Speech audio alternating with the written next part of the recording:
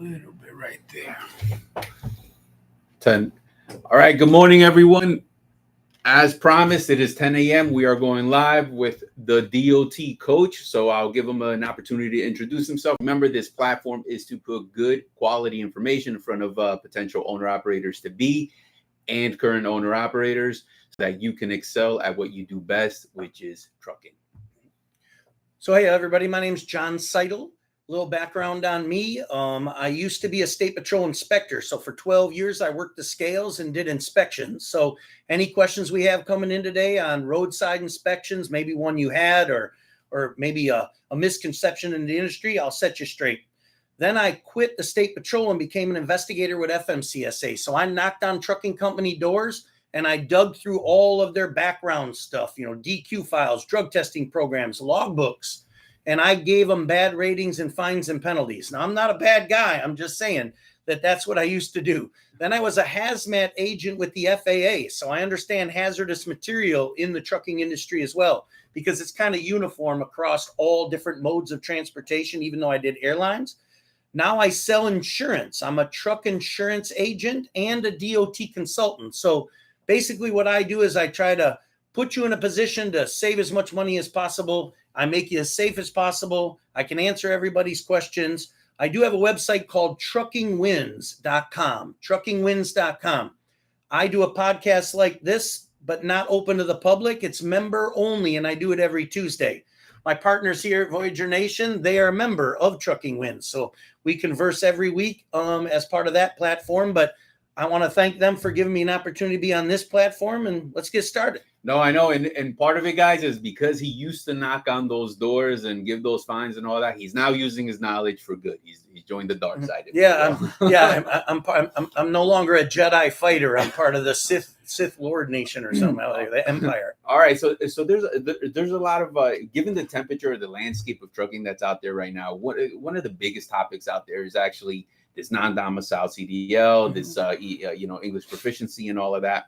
So what's the real deal on the non-English proficiency, right? So what happens when a guy is getting put out of service? All right, so there's two things that are going on with, say, non-citizens, non-English speaking. In one hand, you got that English language proficiency memo that came out in May, effective June, that puts people out of service for not understanding English and reading and speaking English.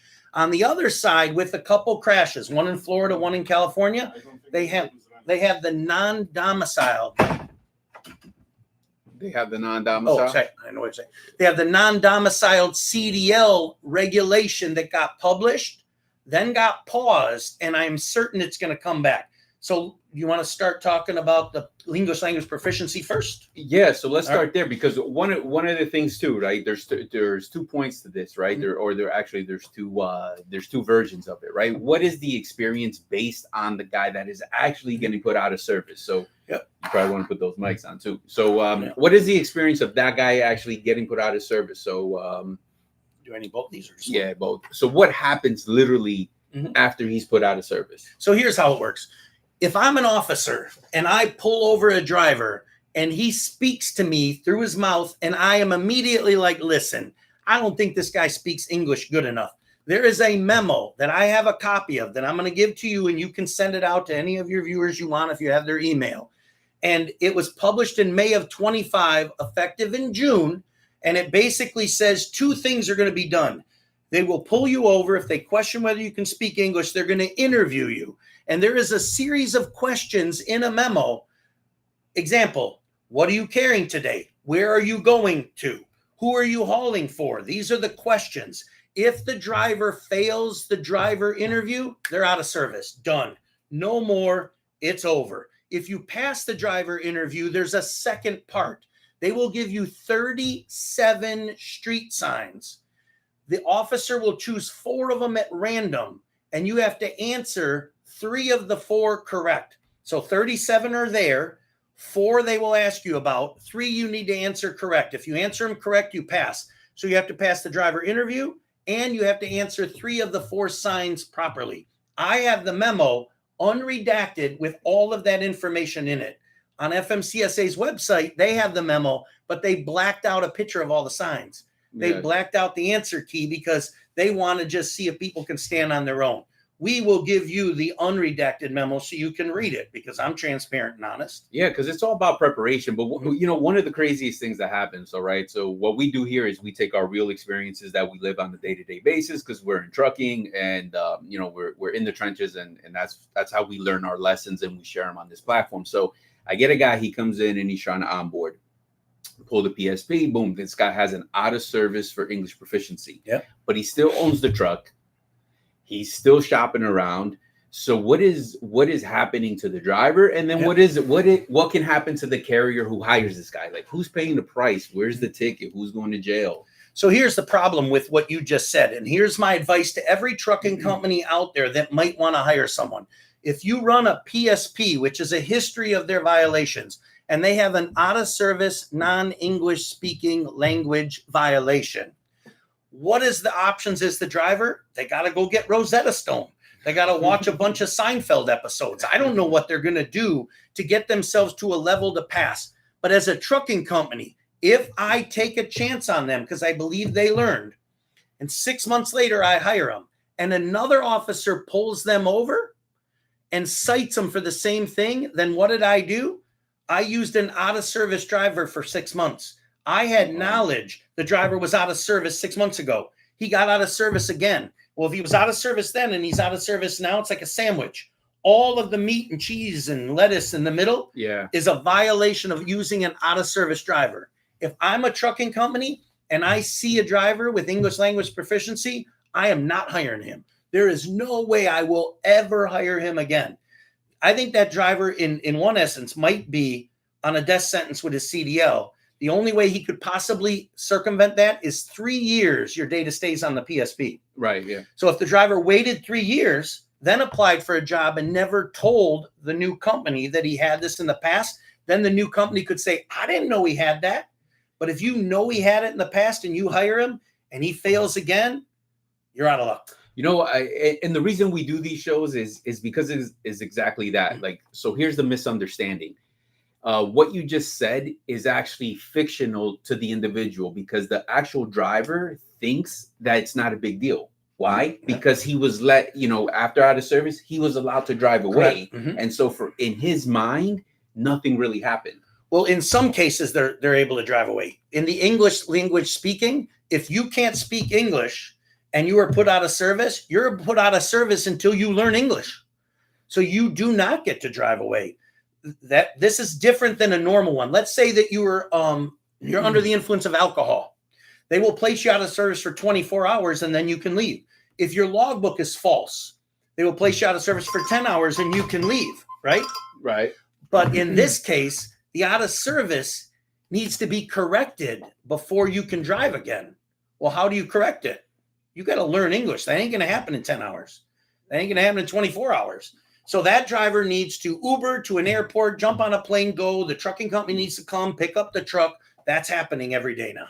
Yeah, well, I guess in this particular situation, the guy's an owner-operator, the cops leave or whatever, and then he just, let's say 10 hours go by, nobody's around, gets in his car, in the truck, turns it on, and then he goes home. So in his mind, he got away with a warning. In his mind, he thinks it wasn't a big deal. Yes, he probably got let go with the person he's leased onto, but I think this is a real thing that plagues the industry where now no one can tell him that what we're talking about now is real because what he perceives as an experience is that they just kind of slap on the wrist, get out of here and go find a different carrier. Nothing's really going to happen. Now, the good carriers, like, you have a good quality owner right here. The good carriers will run his PSP, see the violation and tell the driver, we can't hire you. We can't hire you. We can't hire you. But if he keeps applying places, he'll find someone that will end up hiring him. And they're the ones that are in trouble. Now, I had said if they get placed out of service, what if he crashes and kills some people? They do the investigation. They put him out of service for English language, and he just killed someone. 6 months ago, he got placed out of service again. Now the trucking company's in an even worse position because now they have a death with a lawsuit on their hands with a driver out of service at the time of the crash. And he also had enough service for the same thing 6 months ago. And you hired him? Yeah. That's almost like just close your doors. terminate all your owner operator contracts because you're not going to be in business. You know? Yeah. And I mean, that's one for that very same reason is one that we had to unfortunately walk away from, right? Because sometimes it's not even what I believe is right or wrong. It's just a matter of knowing the rules so you can play the game. Because if you don't really understand the rules, how are you going to play the game? Right. A couple neat things about this English language, though, is accents. Have you ever had someone you talk to them? They speak English. They can understand the signs. They can pass the nature of the regulation. But when they're interviewed by the officer, he can't understand their accent. So I had a driver who was from China and he spoke English, but man, was it hard to understand what he said. And then he would try to answer me, even though he understood what I was asking, but I didn't understand him. So then I told the company, I said, I don't know if I would keep him. So they let him go. Yeah. Even though we believe he would pass it in its normal standing, but because his accent was so strong, I don't think officers would be acceptable to. You know, that's the human factor about this as well, right? Because a similar situation. It was Spanish though, and one of our guys. There's a lot of Spanish people out there, and there's different dialects, right? Yeah. And then he's kind of aggressive on the speaking. So when he talks, it's very deep voice and very firm and fast. And now just imagine you get a DOT officer with a little chip on his shoulder. And they're trying to communicate, and he's just kind of going off of like his demeanor and way of speak, and is going to just shut down and just say, hey, man, I don't even understand this guy. And there is no appeal process. There's no office in Washington, D.C. where if a driver gets placed out of service, they can petition to get like a certificate of, hey, I can pass it. It's all subjective and it's up to the officer. And that's what puts the trucking companies in a bad situation. But I'll tell you what, if you can't speak any English and you can't read the signs, everybody's been to a shipper receiver and you've been frustrated. You're trying to tell this guy something. He doesn't understand a word you're saying. I think this is a good move for the industry. But I do also think that there's some drivers that are being punished improperly. Yeah, I think when you do a purge of this nature, there's always going to be that collateral damage. Yeah. There's good people that are maybe they don't speak the English properly, but they are a lot safer. Correct. Than somebody who does. Yeah. If you're looking at it just as a safety point, social media kind of highlights what's going to get the clicks and all of that. So even when we talk into the non-domicile, I think that accident on that the guy was doing the U-turn, that is one of the biggest things that actually propelled this in the social media. But it doesn't mean that he's the only guy doing it. Yeah. So the English language, one last thing that's kind of funny about it is you're out of service nationwide. But if you're in the commercial zone in southern Texas and you're non-English speaking, they don't place you out of service in the commercial zone because they don't want a bunch of drivers that are like Mexican nationals coming in, don't speak English, place them out of service, and now where do they go? They're letting them get a violation and drive back to Mexico. So I think it was weird that if you're an American citizen in the southern part of Texas, why are you able to drive around in that area? Those citizens of the U.S. aren't as important as other ones, but I think they made a judgment call that they didn't want a bunch of non-English speaking drivers out of service in southern Texas, 40 miles from the border. No, I know. And then again, I've said this for years, and it's almost like because this non-English speaking thing has been around for a very long time. It's just I think it's getting more attention and it's getting enforced now. Well, here's what I'll tell you. This is interesting. And I have these memos too, and I can give you a copy. In 2016, they published a different memo than they just did this last May. And it said in there, if you can't speak or read, but you can use a translator, you're not supposed to be placed out of service. Wait a minute. You can use an iPhone app. I mean, not now. I'm going to make sure we're clear. This isn't the case right now. But from 2016 to 2025, 9 years, you could use an iPhone translator. You could use a human translator. You could use cue cards. And if you could communicate with the officer with those tools, you weren't supposed to be in violation. And even if you had a violation for this, they weren't placing you out of service. In May of 25 is when that changed. Brand new memo. So here we go. And even in that, right, we've always said or at least I've always said it was in my opinion where, why do they at the state level offer the exams in a, in whatever flavor you want, Chinese, Spanish, you name it. But then they're holding the carrier accountable but we didn't give them the CDL. Yeah. Well, here's the thing that's interesting. And I think this isn't 100% why they've always done it in different languages. And it's because in the past, it wasn't as serious as it is now. But let's do this. Let's pretend that you are afraid of dying, but you're not a trucker and you want to get a CDL, right? You want to get a CDL so you can buy a truck and go to the NASCAR races with the sleeper berth and call it a camper, right? Right. But it doesn't qualify as an RV. If you take a semi-truck with a sleeper, not trucking, and go to NASCAR races, you don't need a DOT number. You don't need an MC number. You don't need a logbook. You don't need a medical card. You need nothing. So like these owner operators, this is very interesting. If you were not leased onto a carrier at all, no carrier, can you take your semi-truck, remove all the marking, have no logbook, no medical card, and drive all over the country with your CDL to NASCAR races? The answer is yes. If you get pulled over and they're like, wait, you have a semi-truck. So it's just a big old pickup truck. You understand what I'm saying? Okay. And so you're not even subject to the rules. So what does that mean? You don't have to speak English to get a CDL if you're not subject to the English language rule. So could a driver who does not speak a lick of English go get a CDL, drive his truck, and go to all the NASCAR races in retirement? Yeah. What does he need to comply? Nothing. So here we go. See, there's always a loophole to everything. Yeah. All right. So that's on that topic, and a little bit, our guys are wanting to learn out there about the non-domicile. What are the rules? Yeah. What is that exposure on that? Yep. Can you elaborate on that? So here's the deal. And this is very interesting what happened. On September 29th, 2025, what was that? Just like a little over a month ago, the federal government, Duffy and Trump's office, all them folks, they came out with what's called an interim final rule. This is something they don't do very often. An interim final rule is like, this is so necessary that we're going to circumvent the rulemaking process and issue a final rule immediately.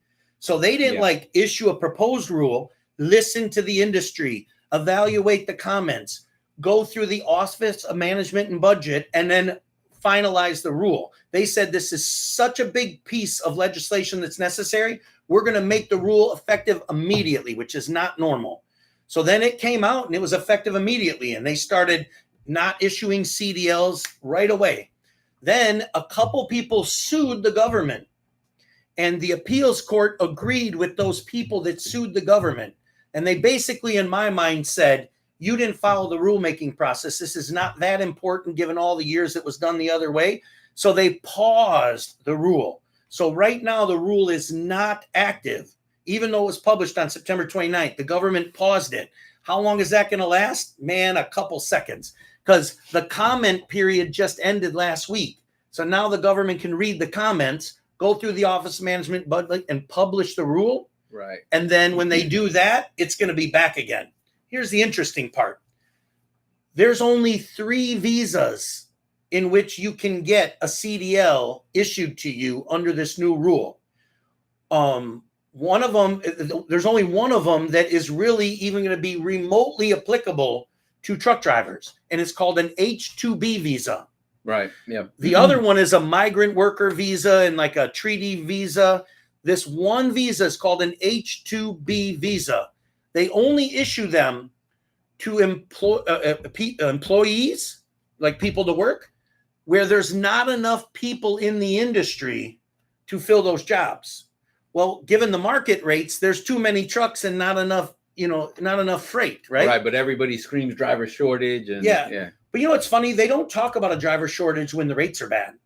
They only talk about a driver shortage when the rates are good, because there's more freight than there are drivers. Yeah, but right now, no one complains because there's not enough freight for as many drivers as there are, right? It's a supply and demand thing. I mean, so ultimately, these H-2B visas, here's how it works. They're not grandfathering it.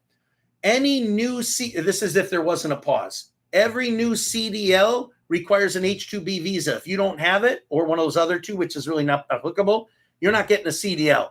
Here's a true story of what happened when it wasn't paused. I had a trucking company. In May, the driver moved from Illinois to Pennsylvania in May, prior to this final rule. But when he went to Pennsylvania, he made a mistake and he put himself down as intrastate when he should have been interstate. Then in October, he got pulled over and his trucking company got violated for a CDL restriction. Right. So he went to the DMV to get the restriction lifted and changed to interstate. They said, "Where's your H-2B visa?"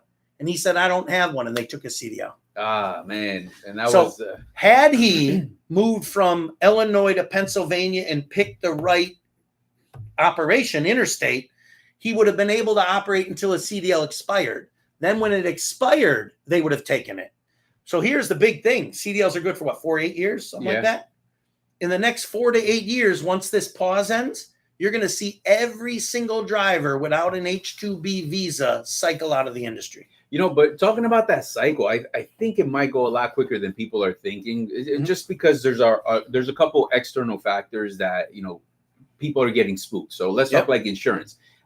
From the beginning, I was starting to say, like, all right, how long before an insurance company starts to deem certain people uninsurable? And then you don't really have a choice. So it doesn't really matter when that's going to expire. Right. So have you seen that happen? So here's the example you're talking about. Let's say I'm a driver with a valid CDL, but I'm not a citizen and I don't have an H-2B visa, right? Which means I can't renew my license, but my license is good right now. A trucking company hires me. They never ask me whether I have an H-2B visa. They just say, he's got a valid CDL, let's put him in the truck. Now I crash into someone and kill 2 people, right? Yeah. And it's my fault. Then they start doing the investigation and find out that I don't have the proper visa to renew my license. So then they ask the trucking company, they're like, "Hey, why didn't you ask them if they had the proper visa? Because if you would have asked them, you would have known they didn't. You're just holding on to them until you know their license won't renew anyway. Why didn't you just not hire them?" Right. And then they're going to say he's negligent on the insurance side because he hired a guy with a valid CDL, but he should have known that that visa wouldn't support the renewal. And here you go. And so like these are the things that happen behind the scenes. So that is what I think is going to, you know, Correct. expedite this a lot quicker than a lot of people are thinking. And also even some medical cards, just like you said, just because it expires 4 years from now, you have an individual who had to update his medical card. But now when he goes to do a simple update, it's paused, it's frozen. He can't do so. So then his CDL will be. And medicals are good for 2 years, but you're right. It's kind of similar to that. You know, like a good thing with medicals that's similar to this situation with the non-domicile getting sued. Let's say you have a driver with a medical and it's good for 2 years. And then the driver comes in and says, "Hey, I need some time off because I had a heart issue and I got stents put in." Well, his medical he got a year ago had nothing to do with that medical issue with his heart. He tells you he had that issue. You better go get a new medical card for him. You better go get a new medical card, because if he crashes after his stints and they find out that he had a mild stroke and he's disqualified, well, then you had knowledge of it. You didn't get him requalified. He crashes. They do an investigation and find out the medical was from 1.5 years ago. Similar to this. Just because he has the CDL doesn't mean it's going to be able to renew. Just because he has a medical card doesn't mean that his heart condition didn't disqualify him, even though it's showing valid. You have a responsibility as a carrier. When you get knowledge, you got to act on that knowledge, even if on paper he looks okay. Yeah, and we do have a question here, so let's go right to the question so we can elaborate on it. All right, so, you know, why does Carrier 411, Freight Guard, and blast carriers for using overseas dispatchers, but never say a word about brokers using overseas agents, and what kind of double standard is that? Right. So when you talked about Carrier 411, who else did he mention? That's all they mentioned. All right. So here's the deal. I got to be careful what I say, but then I kind of don't, because this is John Seidel from Trucking Wins. I'm not a fan of Carrier 411. I know he's out of Florida. I met him a couple times. He is very broker centric. He does not support carriers like he supports brokers. There's other entities like Highway and RMIS and other ones that vet, where they'll at least listen to a carrier that feels that they've been improperly identified. Carrier 411 is one that's a little more aggressive, and they'll defend the brokers to the end of the world, and they won't, you know, consider the motor carriers. I can say that because once I called Carrier 411. Yeah.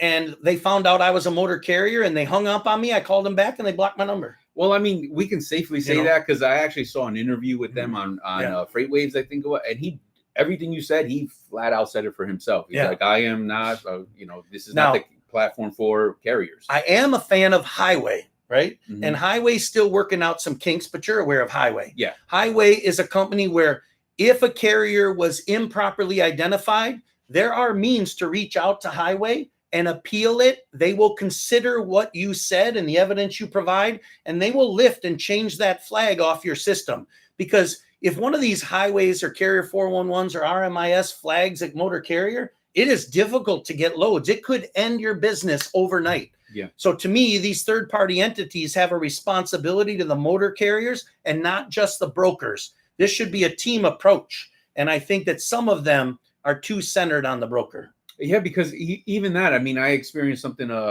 just about a year ago. I mean, literally, it was just a normal day, normal, things happen, trucking happens. So our guy actually breaks down and whatnot. And so I'm dealing with the broker, and now she escalates it, right? And then good thing we record our phone calls, and man, she is dropping F-bombs left and right. We're giving her 24 hours in advance. Yeah. And basically what she wanted was the following.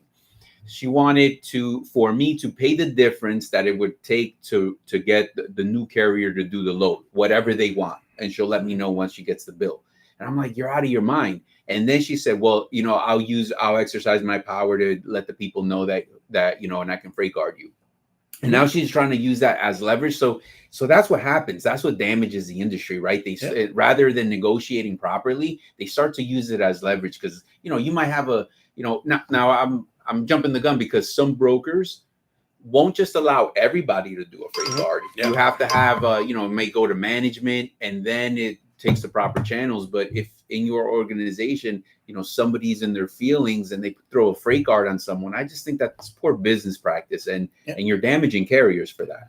Correct. You can't even bring up a point where you feel you were treated wrong with a shipper, receiver, or a broker for fear that they're going to report you. And then who they report you to is unwilling to discuss this with you. It's kind of like a CSA score or a conditional rating. Right. Brokers look at CSA scores, they look at conditional ratings, and then they look at these third-party systems. You got to keep yourself clean in all three of those. And if you don't, you could end up drying up your best lanes through freight brokers or dedicated contracts off of those three items. And it's unfortunate. You can control your CSA. Yeah. You can control your conditional rating, but with these third-party entities, sometimes you don't even have any control. You did everything right and you're still blocked.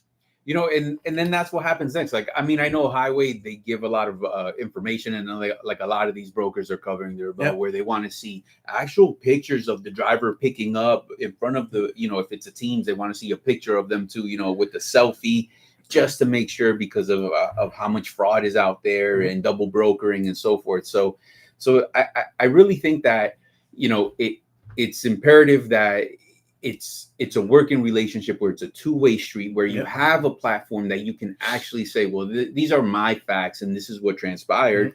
And that would actually generate a good working environment. Yeah. And when you talk about these brokers, I always break brokers into a couple different categories. Dedicated customers for freight is where you have a direct relationship with the shipper or the receiver and you get freight and there is no middleman, there's no broker. The shipper receivers aren't using carrier 411 or Highway. They just have a relationship with you. Right. Yeah. Well, then you have brokers that you can also get that relationship with. So then even if you're flagged in their system, they know you, they work with you. They have a lot of lanes with you and they're willing to overlook the flag from the third-party entity. How do we gain that respect from the broker? Well, it's you drivers. You work and sign on for a trucking company. You give them good customer service. You don't screw up their freight. You're respectful when you get there. You speak English. You do all those things to satisfy the freight broker and their customers. Now, when Highway or someone else tries to flag you, sometimes those brokers are like, listen, I know this guy. It ain't who you think he is. You're just not another DOT number. So, and then you have the boards, DAT, Internet Truck Stop, you're getting freight and they don't even know who you are. You're just a name and a DOT number. Yeah. And talking about the brokers and shippers. So a little bit, changing gears a little bit here. So Now, is there any realness to the fact that they want to share liability as far as English proficiency, where a shipper can probably say, hey, I can't load this guy because he doesn't speak English? Yep. Because on that same token, like, who's the guy loading the truck? What about that? Isn't that supposed to be loaded properly? Like, how far can this go? Right. So here's the thing that shippers, receivers, freight brokers, and trucking companies need to worry about. And it's a rule that's been out there that no one talks about. It's called the coercion rule. The coercion rule. And if you go to Google and you type in the coercion rule FMCSA, there's a whole page dedicated to it, right? And it basically says no shipper, no receiver, no broker can compel someone to operate or can do business with them if they're in violation, right? You can't make someone do a load when there's a knowing violation associated with it. So if someone doesn't speak English and the broker gives them the load, they could be drug into the lawsuit, right? The coercion rule could be filed against them for forcing someone to drive when they're non-compliant, right? Right, yeah. So to me, I can see a broker, shipper, receiver. They get someone on their dock. They don't want the liability of a lawsuit, because instead of why did you hire this guy, it's like, why did you load this guy? Yeah, and as you were mentioning highway, a lot of the, they do have a lot of access to, the structure of a carrier and who owns it and so forth like that. And do they have visibility to see who has a non-domicile CDL? They don't. So here's the thing. When we talk about a non-domiciled CDL, you run an MVR. That driver has a CDL or he doesn't, right? Mm-hmm. You as a trucking company would have no idea whether that CDL needs to be supported by the visa or it doesn't. Now, if you bring him into your company and you go to hire him, you're like, okay, let me see your are you a citizen? You're like, no, I'm not a citizen. Well, that should immediately give you the flag that he needs the visa. If he's not a U.S. citizen and he can't prove he's a U.S. citizen, then he's some kind of foreign national here legally or illegally. You don't know. Right. And then you have to say, show me your H-2B visa. If he's like, I don't have one, well, then when he goes to renew his CDL, it's not going to be renewed. Here we go. Yeah. So, guys, as always, please like, share, subscribe, smash that like button. It helps the algorithm get this content in front of the right people. And as we're going to the questions, as promised, here we go. So we got a question by Sam here. Are ELD exempt carriers with 1999 engines, will they be eliminated from business soon? Highway gives them a hard time. All right. So here's the deal. In order to change that 99 engine exemption, the government is going to have to issue a notice of proposed rulemaking. That has not been published. With all the other things this agency is doing right now with English speaking, non-domiciled, they actually have to sit down and propose a rule to change that. Now, have they published it? They have not. They did send about a year and a half ago a notice out that they were considering re-looking at the ELD standards. Well, it makes sense. What year is it right now? 2025. Yeah. The rule that we operate under with ELDs as I speak to you was written in 2015. Hold the phone. 2015, they wrote it. It's 2025 now. How much has technology changed in the last 10 years? Late years. Yeah. They have not updated the technology requirements of the ELD in 10 years. So they put a notice out saying, hey, we're going to revisit this. Have they revisited it? No, they have not proposed a new rule yet. When they propose it, we can then comment on it. Then they have to take those comments into consideration. Now, I'm going to tell you one thing as to why 99 engines aren't covered. This is 100% the answer as to why. We have heavy trucks and medium trucks with an ECM with multiple pin connections. Cars and pickup trucks have something called OBD. Heavy trucks do not. Prior to 99, OBD 1.5 was in all the passenger cars, Suburbans, pickup trucks. Since 2000, it's OBD 2. ELDs work with OBD 2. They don't work with OBD 1.5. So the government had to make a decision back in 2015. Do we say if you have a light truck and it's 99 or older, you don't need an ELD? But if you have a heavy truck from this year, they didn't want to do all that. So they just said, everybody with a 99 or older, don't worry about it, right? Right. Now, they did not consider glider kits. When the government wrote the rule, they didn't know that there was an emission exemption with a bunch of glider kits being manufactured all over the country. So you had all these 2016s with 98 engines that were exempt. Now, gliders can't be built anymore, but there's a bunch of them out there that look like newer trucks that are still exempt. Do I think they're going to change the 99 standard? I don't know. It's possible, but it ain't going to happen until they publish a rule, and they haven't done it. So the answer is soon. It ain't going to be soon. All right, so here we go. And we do have a question right here about an underinsured motorist. My question is about uninsured motorist insurance. My driver was struck by a tractor trailer, and the tractor was in the wrong and uninsured policy paid, and told me that I can get reimbursement through them. So yep. So trucking companies can get insurance in case the person that hit you doesn't have it, right? Now, the problem with there's other problems in the states too, where they have minimums, like in Florida, I think it's like 25,000. They ain't going to cover nothing. Right. So you can get insurance to cover uninsured motorists. Trucking companies, though, tend to not do that because, and I'm just talking with trucking companies, it's sometimes a bad idea for a trucking company to have high limits of that. And and I'm just being honest, it's because if there's an uninsured motorist and the driver's injured, right? Our driver's injured with an uninsured motorist, then our driver can submit all his medical bills through our auto liability uninsured, and then our insurance will pay all the medical bills for the driver. Well, we don't really want our loss runs as a trucking company to have the medical bills for an uninsured motorist claim tied to our losses. So for us as trucking companies to survive, we have to bring in the minimum uninsured insurance requirement per the state. If we max our uninsurance to protect our drivers from injuries with someone who hits you while you're at work, that's going to be very bad for the trucking company. Instead, workers' comp and occupational accident insurance fill that void for the uninsured motorist. Now, when it comes to your truck, you should have PD. Okay. Right? Because your PD will cover you if an uninsured person hits you.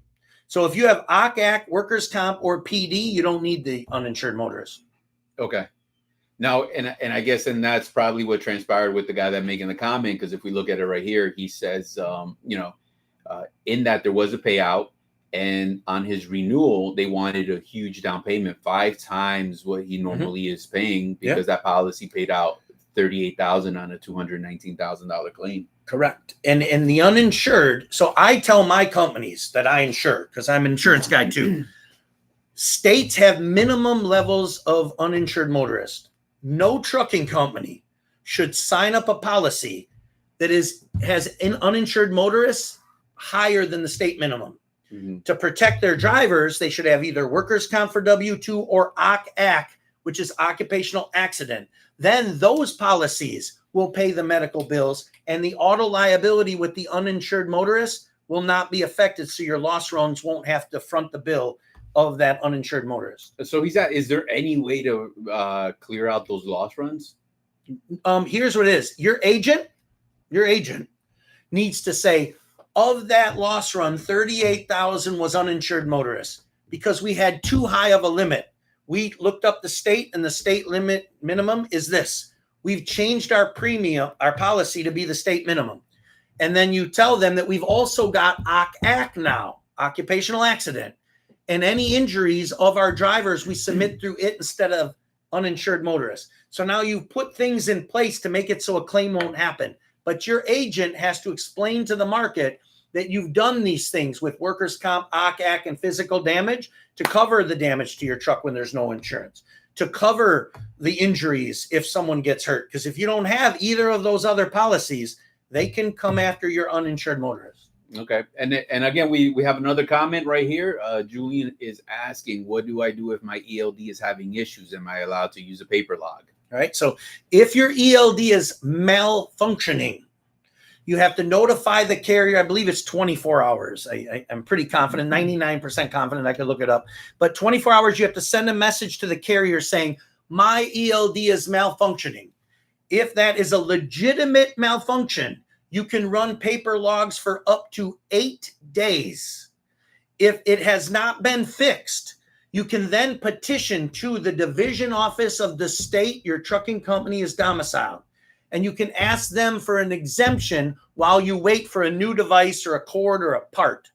They will generally grant a 30-day extension to the 8 days. Right. So what I've seen in the industry is you can, if you do it the right way, have a device that malfunctions, notify the carrier puts you on paper logs for no more than 8 days. If you need to exceed the 8 days, then you petition to the state division office, which is the federal government.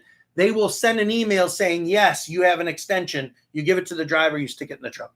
Yeah, and you know what's crazy, talking about this paper log and all that, and the individual that mentioned the 99, one of the biggest things is, right, like, even though it hasn't been petitioned and you still can, these guys are running into an issue where nobody wants to touch them as far as a carrier. Mm-hmm. Because let me tell you, the last thing we would want, right, is an audit and to explain why one guy on our fleet is on paper logs. Right. So let's talk about that. Maybe this is a solution, right? And I'm going to give a plug to Motive. Who's ever heard of Keep Truckin' Motive? Anyone? We actually use them. Yeah. All right. So Keep Truckin', before the ELD mandate, was a driver log app on your phone for 99 cents. A driver could type in everything into his phone and it would show a logbook, which was really a paper log, but it looked electronic. Then they upgraded it. So when you step on the gas, it shows the movement of the phone and puts you in the driving line. Correct. That's another option for Motive. Both of those are, quote, paper logs. If it's not connected to the engine as an ELD, a Motive app driven by GPS or a Motive app where you type everything in is a paper log. Now, I don't know. We could try it. If one of these brokers says, you have a 99 engine, we don't want to work with you. You could say, hey, I still have an electronic logbook. Mm-hmm. And you could give them proof that you have a electronic logbook. Little does the broker know that electronic logbook is a Motive app where you type everything in anyway. It's a paper log, right? Yeah. So instead of saying I'm running paper, you're still running paper with the Motive app. And if you don't want the movement of the phone with GPS to put you in the driving line, well, then just fill it all out by hand like a paper log on the app. When you get pulled over, there's a lot of officers that think it's an ELD. Yeah. You know? Yeah. So, but what happens to the carrier when they're in an audit and now with the guys in front of me and he's not going to know? He's going to know that's not a correct. So here's how it works. Let's be real. It's going back to my investigator days prior to ELD, talking about paper logs, those old comic books, you know, running 2 logs. I mean, I'm not new to this industry. I get it, brother. I know. I've been around the block, right? So when you have a paper log, which whether it's the app or a paper log, you have a paper log. Your biggest concern is your ECM. If you get in a crash with your paper log and the officer downloads your engine, you cannot hide. You can't hide from fuel receipts and toll receipts and bills of lading and all that. I don't have GPS in my truck. I go around the tolls and I throw away my CAT scale receipts, or else I just keep the second copy with that big black box and it doesn't have the time on it. I mean, I get it. If you do all that stuff and think your log is protected when you know it's not 100% accurate, and they download the engine, it will show the movement of the truck back for days. And if you didn't have a 10-hour break, they don't care where you were. They don't care how much you drove or where you went. All they have to look is and say, how long do I have to look back to see a 10-hour break? And if you never had one, you're now going to be investigated with a false log, even though they have no supporting document besides the engine. You know, and I tell these guys all the time, right? Like, because I think there's this misconception that DOT's walking around with flip phones and we only have access to like these smartphones and all that. And so, which brings me to the comment here where, there's a question here. Can I go to the receiver on PC if I am out of hours, but it's the closest safe haven? Right. So even if an individual, well, I'll let you take that one, but right. I mean, here's the deal. I'm promoting this platform, but others too. I have a video out there with Mother Trucker. It's got 1 million views and it's a 27-minute video on personal conveyance. Maybe what we can do is do our own show on personal conveyance alone. But to answer your question directly, there are only 4 scenarios in which PC is legit. 4. Now, you can argue that there's more and maybe they'll give them to you, but in writing in black and white, I can articulate, give you a document and show you 4 scenarios in which it's legit. If you run out of hours and you're headed to the shipper receiver, that is not going to be one of the 4 scenarios, right? You plan to get there at a certain time. You ran a little bit late. You're half an hour away. You cannot use PC because you ran out of hours. Now, the only time I could see you going to a shipper on PC is if you arrived at the shipper on time. Okay. This is an example. You arrived there on time. They said, we're going to delay you for 4 hours, right? We don't need you for 4 hours. You are now at a shipper receiver. You got there on time and there's no food and there's no entertainment. One of the provisions of PC says that if you are en route lodging, meaning you started your 10-hour break at the shipper because they're telling you to wait, and right, you're just doing nothing, you can use PC to leave the shipper and go to a restaurant, leave the shipper and go to entertainment. Then when you're done with that, you can come back to the shipper because you left a place where you were getting a break to go get food or entertainment, and then you come back. That doesn't mean you're hauling your ass across the country. You're 11 hours pushing the button. You get stuck in traffic. Now you're at 11 and a half. You've used PC for the last half an hour. That's not a scenario where you were there on time, left, and you're coming back. But number 1 in PC does say when you're en route lodging at a motel or a truck stop, as an example, and a shipper receiver would work, and you're sitting there for 4 hours off duty, and they say it's going to be another 2 hours. Use PC to go to a restaurant, get food, and come back. That's legit.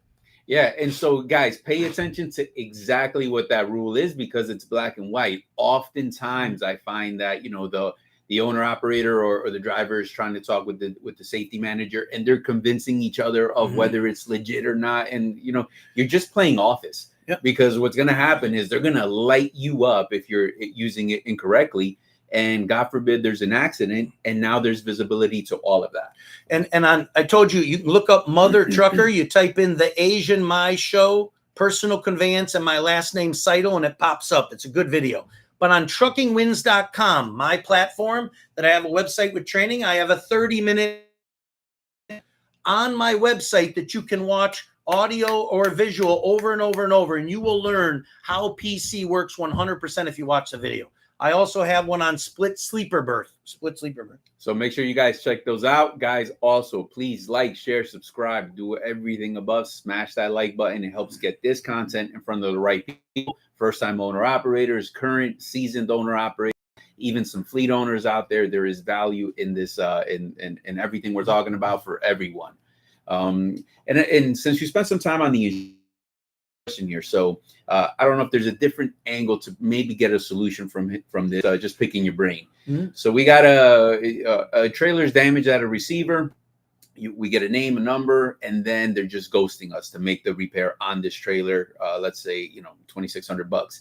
Is there any kind of leverage through the insurance to get somebody on the other line from the receiver to pay for the damages? Right. So you're saying you had a trailer at a receiver, it was there, you were in the break room, or you left, or it's a come pick it up and it's damaged. Yes. All right. So if it's damaged there, a lot of these shippers receivers have cameras. They should cooperate and let you use the camera. But ultimately, you can go to your own insurance, file a physical damage claim. Your insurance would pay it, but then you need to stay on your insurance and tell your insurance to subrogate. Subrogate is a fancy term for go after them, right? If you have a good physical damage coverage for your truck or trailer, and you have damage and you don't know exactly how it happened, your physical damage, full coverage will do it. But then you need to stay on your insurance to make sure they do an investigation and go after who caused that damage and get that paid for.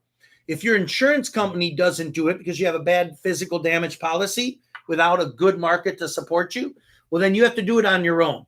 You'd have to hire an attorney. You'd have to start sending strong lettered messages to the shipper receiver, but then they may make a claim that, oh, we don't know how that happened. It must have been like a truck that parked next to you, right? No, they actually did the damage unloading it. So with a big roll of paper, they actually hit the top of the... All right, well then all you have to, if they won't give you their insurance policy, you could file your physical damage on your own, and then your market will get their attorney to go after them to get the money back, and it won't cost you money for the attorney because it's part of your policy. If you don't want to file the claim under your own physical damage, then you're going to have to hire your own attorney if they're not cooperating and demand their insurance policy, right? You know, and what's insane is like, so for example, if somebody get some money for lost time, like downtime? Because yes, if it's all of it. Yeah, if it's a one-man army, that's his whole business right there wrapped into one trailer. If a shipper receiver damages your trailer loading and unloading and they refuse to give you their insurance, because they have insurance to cover that, right?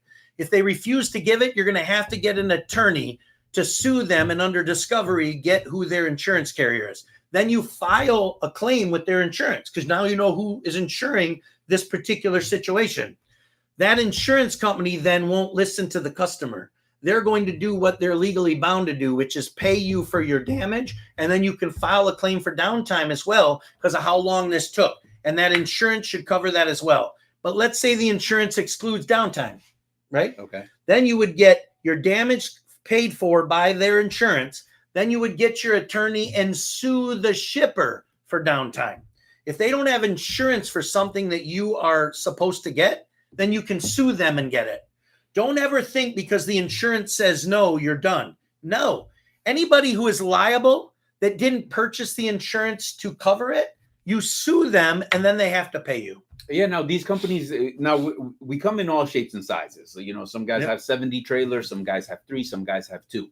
So we do have a comment here, and it says, you know, I get downtime all the time. Normally, it would be what the rental fee for the different truck would be. In this case, it's a trailer, right? So loss of use. However, what about the revenue loss for the guy with one trailer, and he doesn't really have the means to walk into, you know, and just get another trailer just like that in the middle of Wisconsin when he's from Florida? Yep. And again, that's exactly the same as I just said. Let's talk about insurance as a whole. Companies purchase insurance so when they're liable for something and you are harmed by their activity and they're negligent and you're a victim, you have insurance to cover whatever monetary award is given to that person. If the person who hits you doesn't pay, just pays you for downtime and not revenue loss because you're an owner operator, you can always attempt to file a lawsuit for that part that you lost. Just because they don't have insurance that will pay it doesn't mean that they're not negligent and you were harmed and you can't get money through civil action. The only problem is you have to hire an attorney. You got to file the lawsuit. It's going to take forever. Is that worth the $3,000 or $5,000 or $10,000 that you lost in revenue in the period of time? They paid you for the profit you would have made from it, but not the revenue to cover other expenses. Right? Yeah. So you're in a catch-22. The key to it, though, is you can have your insurance go after them to help you out, or you can file on their insurance. And if either one of those doesn't work, then you have to file a lawsuit. Okay, I got you. All right, so so we have a question right here. When DOT will start to properly enforce sabotage rules? Are you talking? Not sabotage, cabotage. Oh, I'm sorry, cabotage. Here we go. So cabotage is this, and it's big in the airlines, right? So everybody understands it. You know how when you fly somewhere in the United States, you can't fly China Air, you can't fly Korean Air, you can't fly, other Lufthansa Air, a German airline within the United States. Well, the same thing in Europe. United can't fly in the same European airspace. They have to go from Europe to here, and those Lufthansa and Korean Air, they have to go from here to Korea, right? Okay. So it's the same in trucking. This cabotage rule is the same in trucking. Only domestic trucking companies can pick up and deliver in the United States. If you're a Canadian carrier, you can only take a load from Canada to the U.S. and the U.S. back to Canada, right? That's all you can do. If you are a Canadian carrier without a U.S. domicile and you pick up a load in Dallas, Texas and bring it to Chicago, you violated the cabotage rules, right? So when will they enforce that? There is no active body that enforces cabotage without a complaint. Go to FMCSA's website, identify the trucking company that's doing it, file a complaint with documented proof, and FMCSA is required to do an investigation on that carrier doing cabotage, right? Yeah. But I'll tell you, this cabotage is something that occurs a lot more so on the Mexican border than it does in the Canadian side. I think the Canadian carriers are kind of afraid of what might happen to them, and I think some of the Mexican carriers are more willing to do that. Now, one way that they play games with it is, you ready for this? You get a load that comes from Mexico destined to Chicago. The Mexican carrier will bring it to the commercial zone, and they'll flop the door shield. They'll keep the same driver, and they'll flop the door shield, put a new door shield on it, and then haul it from Texas to Chicago. In essence, that's the same carrier. They just flip the door shield to a domestic carrier. Then they'll take a load from Chicago to Texas with that carrier. And then they'll flip the shield and go back into Mexico with a load destined for Mexico. But they did a load domestically to get them back to Texas so they didn't have to deadhead back there. Here we go. So there's games that are being played mostly at the southern border where trucking companies are flipping door shields. Should the government be onto that? Yeah. How could they do it? Well, you'd have the same driver. Yeah. Who comes in with one company and leaves with another one, and there's the proof. But if you can file a complaint, they'll investigate that and they'll shut down the domestic company or fine them. All right, so we got about 5-10 more minutes on this bad boy. Then, but I definitely want to keep the questions coming, and we'll get to every single one if possible. If not, we will hit them up back. We will get them answered by tomorrow. So I do want to kind of start the wrap up, but cover something that is a usual phone call for me from the recruiting side.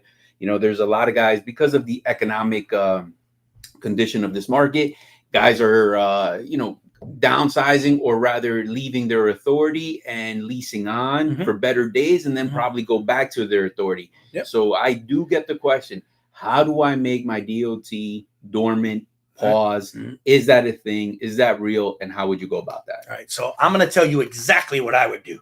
If I had 15 trucks and I wanted to lease those 15 trucks onto another motor carrier during this time, but I don't want to lose my authority, you can technically do this, and there's nothing illegal about it.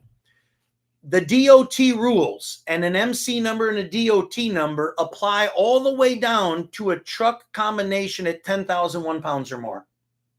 So could you get an F550, go to Progressive or Geico or some small market, and do your insurance through, quote, Progressive with an F550 pickup truck, and put 0 to 50 miles, get someone with a non-CDL that has no violations on their MVR, right? It could be your wife, for goodness sakes, or your son who's 40 years old.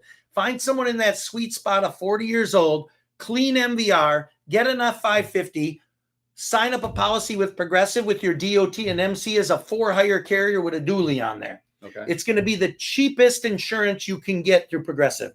A dually truck, 0 to 50 miles, crossing state lines. You already have your authority. Then your DOT number will remain active. Your MC number will remain with a filing. Then you lease those 15 trucks onto a trucking company. When the market rebounds, you go to the marketplace, it could be Progressive, and you add your trucks to the Progressive policy, right? Yeah. And then now that policy is a trucking company again. No one will ever know that you put an F550 on it. And they'll never know. Yeah. It'll have 5 years of clean losses. It'll have 5 years of clean CSA. You come back, throw some semis on it, it'll look like it's a trucking company that had 9 trucks for the last 5 years. So the takeaway is this has to happen with no gap in insurance. Correct. Because a lot of people think that, and I'm just putting it to sleep. But if you don't have insurance, you're confusing. If you do not progress. keep the insurance on your account, you will lose your insurance filing. Your MC number will show not authorized, and it's the same as starting a new company. Don't do that if you want to start back. Don't think you can just stop the insurance and keep the DOT number active, because that won't help you. If I go to get a quote for a company who lost their MC number and their authority for a year or two, I have to go to the marketplace and they're going to treat you as a brand new company. And here you go. So going back to some of the questions here, we have, what if the driver turned because he was down and had no load back home from Thanksgiving week? Oh, so I guess this is in reference to the lost runs from the trailer that was damaged. So now there's loss of an owner operator who left. That's actually, you know, a little bit of revenue as well. Well, I'm going to tell you something that is very unknown in the owner operator world. And I'm going to start before I tell you this with the term, be careful. Be careful. Anybody with a pencil or a good memory, I'm going to give you a regulation code right now. It's 390 period 3 little parentheses F little parentheses 3. So go into Google and type in part 390, go to 390 period 3 little parentheses F little parentheses 3. This is what that section says. The occasional transportation of personal property, not in the furtherance of a commercial business nor for compensation, is exempt from the subchapter. I'm going to say that again. The occasional transportation of personal property, not in the furtherance of a business, not for compensation, is exempt from the subchapter. The term subchapter means all of the regulations. Remember when I said that you could go to a NASCAR race with your truck and remove every single marking? You're not working for anybody with a CDL and you don't even speak English, no logbook. That's the section that allows you to do it. The occasional transportation of personal property, not in the furtherance of a commercial business or for compensation. If you're an owner operator and you own the truck and you own the trailer, or you lease the trailer because then it's yours because you leased it, it's yours. Right. If it's your truck, your trailer, you're empty, you're not in the furtherance of a commercial business, you're doing everything straight up personal, you can use that 390.3 F3 as an out to all of the rules. But what I would say to Voyager Nation here, right? Do not let them have your name on the side of the truck. I was going to say, you tell them, remove my name, remove the DOT, I'm canceling your lease, and don't let them have your plate either. Okay. Right? Don't let them have your license plate. If you want to ever use 390.3 F3, get your own plate, get your own IFTA, have your own truck, have your own trailer. And if you're going to try to do that, you take my name and DOT number off of it. When you get pulled over, you have nothing to do with me. And you have nothing to do with any other trucking company. When they say, where's your logbook? You say, I don't need one. Don't show them your logbook with my name on it. Because that's going to piss me off. Because then they're going to think you work for me. You ain't working for me. Right. You're occasionally transporting personal property, not in the furtherance of commercial business or for compensation. And when I give you that regulation section, if you're going to use it, go print that. Just go to Google and type that in, 390.3 F3. Read that section. It's exactly what I just said off the top of my head. Print that and stick it in the truck. Man, but you definitely need a very a strong owner operator to do that. Like that is playing with fire. You better be really nice at roadside, very articulate, have a copy of that, and you better have nothing associated with our company. Nothing. Yeah. So just the trailer alone with our name on it is a problem. So anything that has my because then they could say you're furthering the business because it's advertising. But here's a good thing for an owner operator. Let's say that you get fired by one company. You get terminated. Your lease is terminated. And you need to drive home. Remove any association to the company that terminated the lease. Print that section. Put it in your pocket and drive home. I'm going to give you a real example of how we use this. You get this one? I had a trucking company in Wisconsin. They wanted to bring UTVs in their trailer from Wisconsin to Arizona to go UTVing in the desert. They took a company truck, a company trailer, removed all the marking. I gave them a memo with that section. They drove from Wisconsin to Arizona with UTVs in the trailer. Okay. They got pulled over. They showed them the letter. Officer let them go. Oh, man. Why? Because they're transporting personal property. The UTVs are not in compensation, not in the furtherance of a business. What I told them to do, though, is do not claim any business expense for this trip. Do not claim fuel. Do not claim tolls. Do not claim anything as an expense during this trip. Don't claim a meal. Okay. Don't submit it on your taxes because you don't need under discovery getting sued because you got in a crash and then they claim you're the trucking company. Nothing because you're in furtherance of a commercial business if you use an expense for your business taxes. See, so that's the thing. It's all in the details. You have to be extremely disciplined and knowledgeable to use that. Yeah, that's for sure. But I know someone on this call has never heard of 390.3 F3. And I know someone's going to Google it. You're going to read it and you're going to be like, get the hell out of here, right? Generating more questions than answers, possibly. All right, so let's get to this last question for the day. We're kind of out of time here, guys. So it says, "Hi, John, specifically for you. I run a small compliance company, and I still do basic things like IFTA. Quick question: what is the average IFTA MPG for general freight trucks? I've heard people say 5 to 7.5 miles per gallon." Listen, man, I'm probably not the best person to tell you this answer as to what is the best average miles per gallon. But because of technology changes in truck, I would just say other people on this call, or maybe you, can give a better insight as to miles per gallon average in today's world, because I just don't know that. Hey, I mean, we got Mike answering right here, 6.5. So you're gonna go with that. So 6.5. Yeah, I would say ultimately it's just not my expertise, because in operations I don't get deep into the weeds as to what a good average miles per gallon is. So I couldn't tell you.